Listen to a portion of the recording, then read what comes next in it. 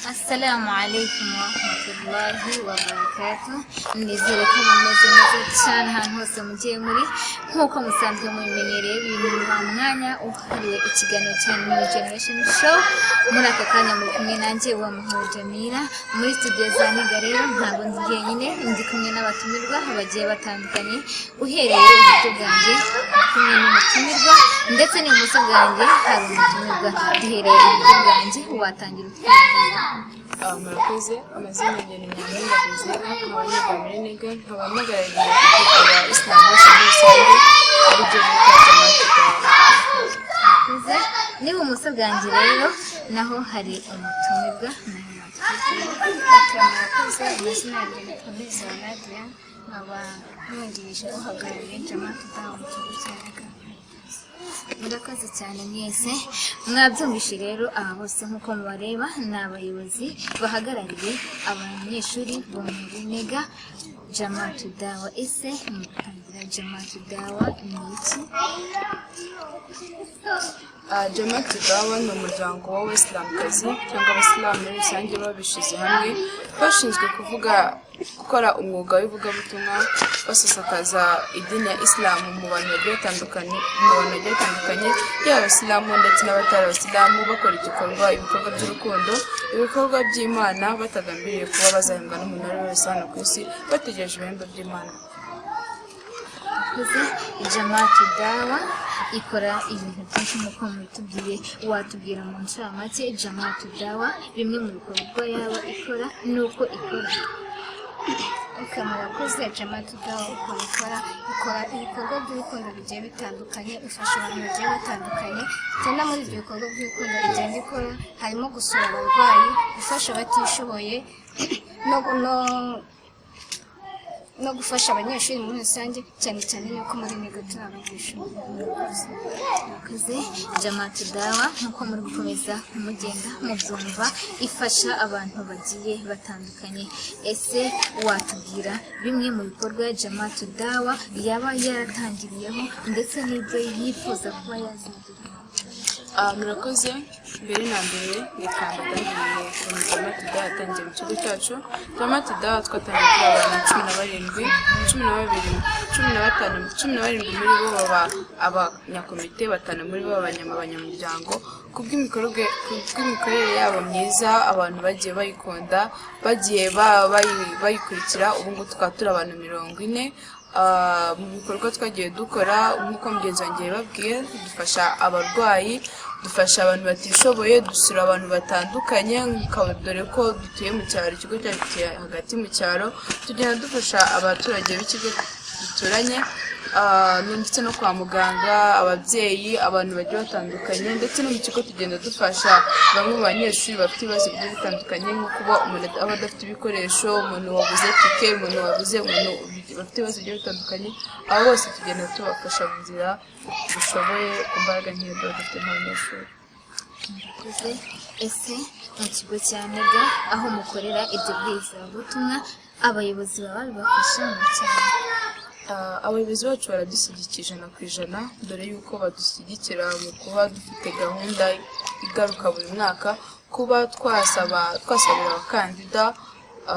Byabaye ku cyumweru gishize, kuba twabasabira tubasezera tunabereka yuko nyuma yo kuba umwarimu yarabigishije, nyuma yo kuba nabo bari barigishije bo ubwabo, dore ko imbaraga zacu nta kindi kintu cyabafasha usibye ko ari imbaraga z'Imana ubu ngubu baba basigaranye, dore ko kwa kabiri zatangiye ikizami, twamutse twashira amaboko ya Nyagasani, ndetse nabo kugira ngo bige Imana ibabafashamo, tubereka yuko Imana ariyo byose, kugira ngo bazajye mu cya leta bumva yuko kwera Imana bazatsinda.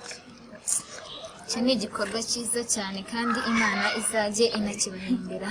Ese tuvuye mu kigo cya Niga aho mukorera ibyo bikorwa byose bigiye bitandukanye, iyo mugeze hanze mukomeza ibyo bwirizabutumwa cyangwa rirangirira mu kigo cyane?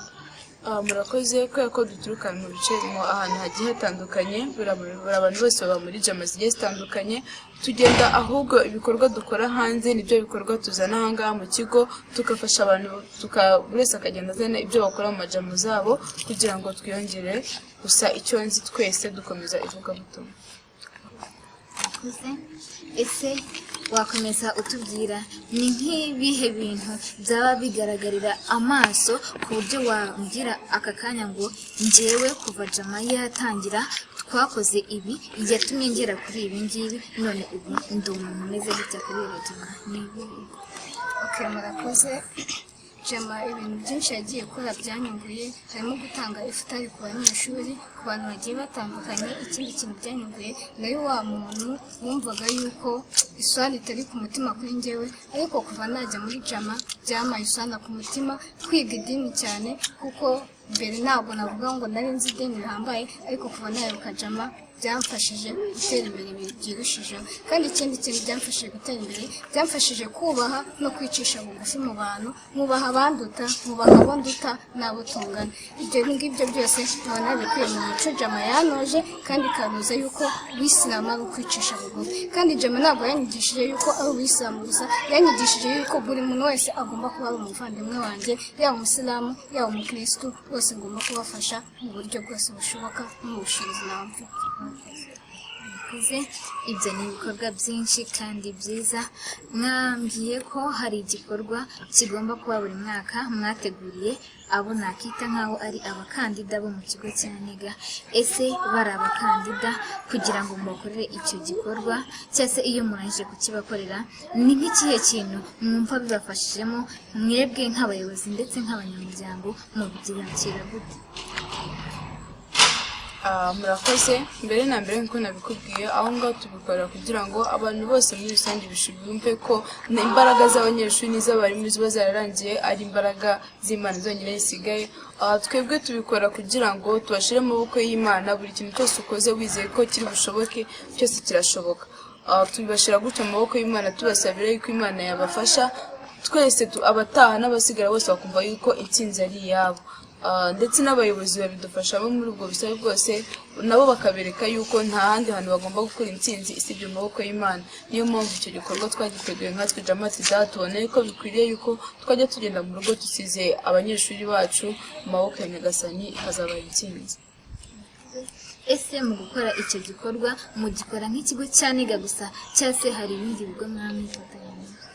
Murakoze. Icyo gikorwa tugifatanyije na APEBU, ikigo gikorera i Nyamata. Tukaba twaragize abatumirwa Eto Nyamata ndetse no kwa Haji Nyandungu, nabwo hakaba haraje mudira wabo uhagarariye abasilamukazi, ndetse n'abandi bashyitsi bagiye batandukanye baturutse i Nyamata. Murakoze.